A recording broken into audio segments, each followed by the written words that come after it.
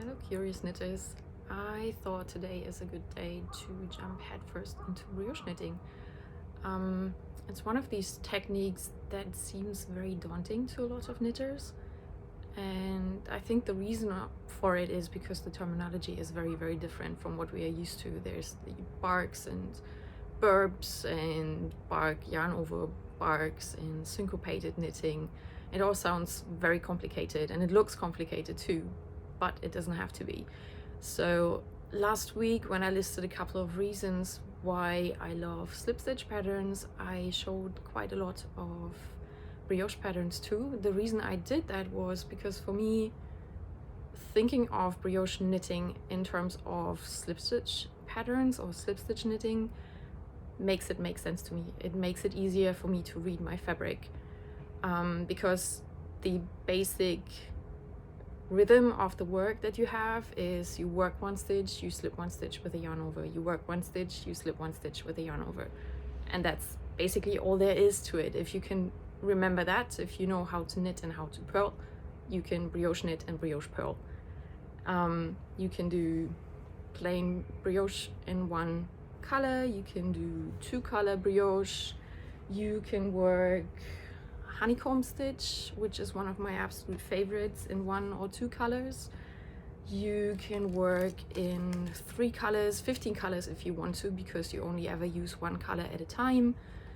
You can combine different techniques. This is actually the wrong side of Tilde Brioche, but all of these patterns have one thing in common: you work one stitch, you slip one stitch with a yarn over.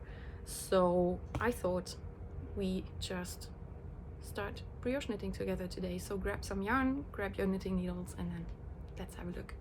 We are going to start with plain brioche stitch in one color.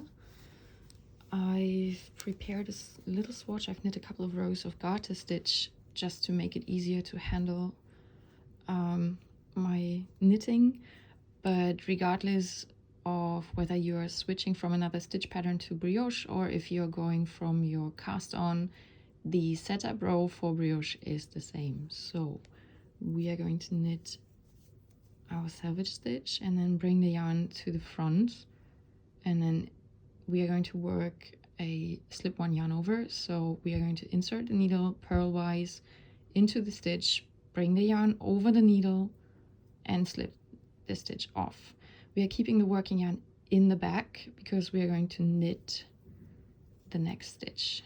We're going to slip one with a yarn over and knit one, slip one stitch with a yarn over and knit one. We're going to do that all the way through to the end of the row.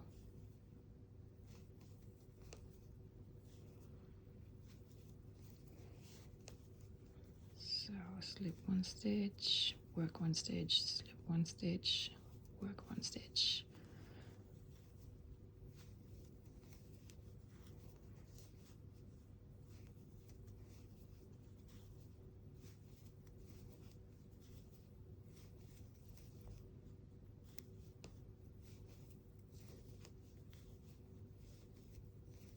And then at the end we are going to work our selvage stitch. Now we've got our setup row finished, and let me just show you what it's going to look like. So you've got your worked stitch and you've got your slipped stitch with the yarn over, the worked stitch, stitch with the yarn over. When you're counting your stitches, it's important to remember that this is not 2 stitches, it is 1 stitch with its yarn over. So I try to remember that by thinking about how this yarn over is where the brioche magic happens. This is where this lovely soft and squishy thick fabric is created. So we are giving that stitch like a little scarf for winter to keep us extra warm.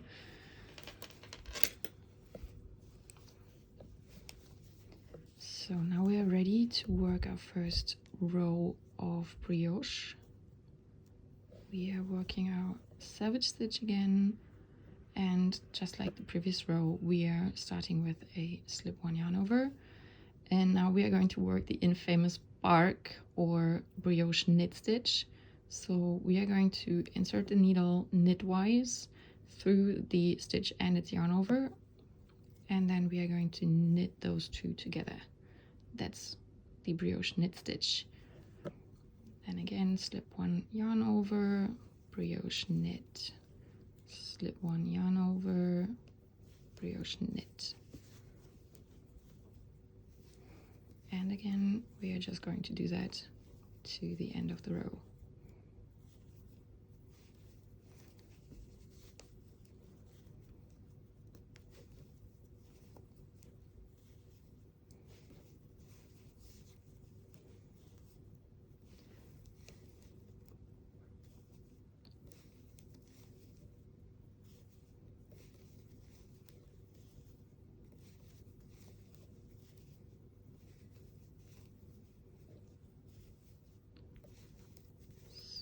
We finished the first right side row.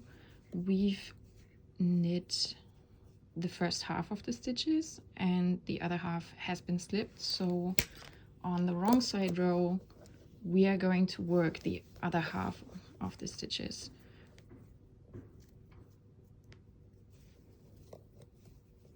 And it's the same as before.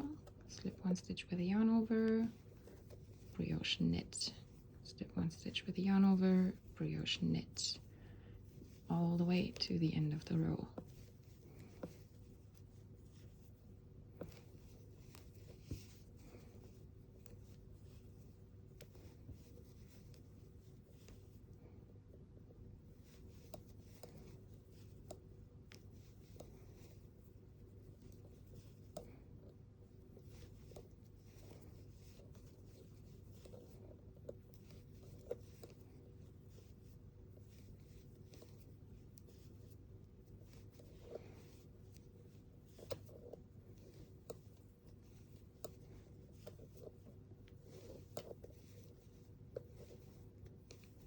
So now we finished our first pass.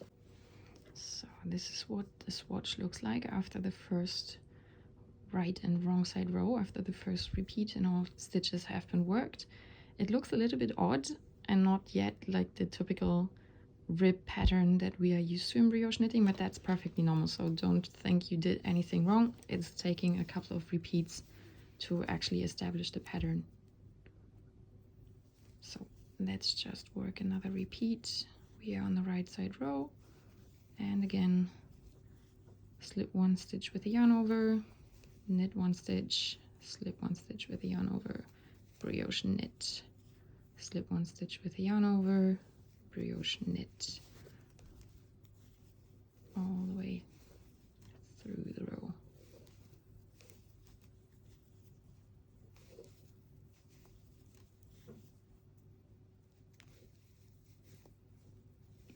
The savage stitch at the end of the row. So this is what it looks like after two passes.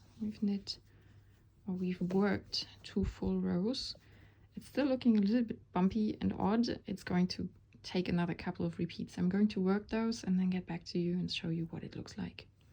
I finished 3 repeats of the brioche knit right side and wrong side rows, and this is what the stitch pattern looks like after that. So it takes about 3 of these repeats to establish the pattern and make it look like proper brioche stitch.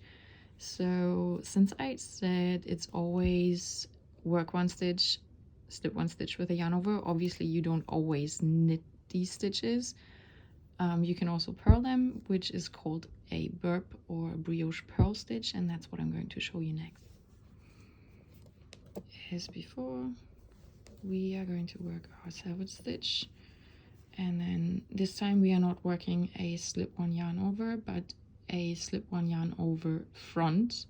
So we begin the same way, insert the needle purlwise, bring the working yarn over the needle, and then we are bringing the yarn between the 2 needles to the front so we can purl the next stitch and its yarn over together. Once again, working yarn over the needle to the front, and then we brioche purl the next stitch. Slip one yarn over front, brioche purl, slip one yarn over front, brioche purl.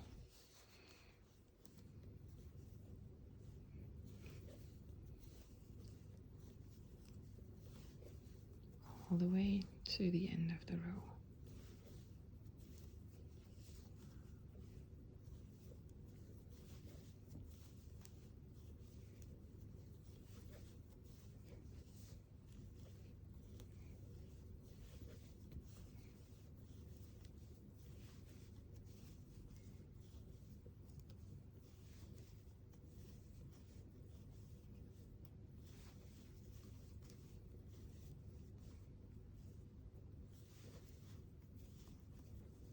And then we work our savage stitch, and as before we've worked the first half of our stitches, and the second one is going to be worked on the wrong side row.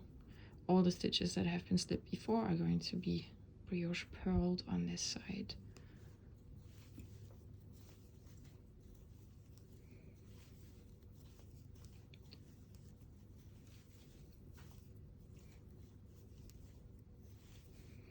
If you're wondering how am I going to keep those two slip one yarn overs apart, how am I going to distinguish these?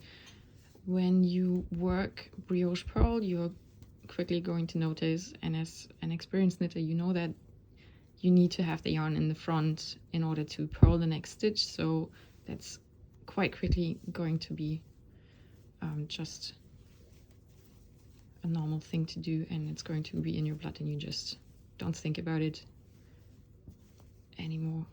So brioche purl, slip one stitch with a yarn over, brioche purl, and the savage stitch. I've gone ahead and worked a couple of rows in brioche purl. This is what it looks like. You can see a clear line here where I went from brioche knit to brioche purl stitches. It's set off by one stitch because in the brioche knit we had this one as the slip stitch on the right side row, and we worked a brioche knit on the wrong side, and it's showing up as a brioche purl stitch in the front. And for the brioche purl it's the exact opposite. We brioche purl the stitch on the right side, slip this stitch, and on the wrong side we brioche purl this stitch, and that's why it's showing up as a brioche knit column on the front, and this is why it's set up. So just using these two, as you can see, you can play around with that and create some pretty interesting effects on your fabric already. So go ahead and work a little bit on your swatch, play around with that. If you take your stitches off your needles, I know that's always the scary thing to do, but it's actually not so wild. As you can see, the stitches stay in place fairly evenly unless you're working with a very slippery yarn. It shouldn't be a problem. Actually, it looks quite pretty, doesn't it? As you can see, you still have your worked stitch, your stitch with a yarn over, your worked stitch, your stitch with a yarn over. It's clear to see, so relatively easy to pick back up if you have to. So you have your slipped stitch with the yarn over, the worked stitch, stitch with the yarn over, your worked stitch. So there's one more thing that I'd like to point out about brioche knitting. The stitches are a lot looser and wider than your regular garter stitch or stockinette stitch. As you can see on the swatch, it's already fanning out to the sides, so over the span of a whole garment that can make quite a lot of difference. If your pattern asks you to do a separate swatch for brioche knitting, take the time to do that and spare yourself heartache of an ill-fitting garment or a hat that's going to be whipped off your head because it's sitting too loose. That's all for this week. Enjoy your practice on brioche knitting, and I'll see you later.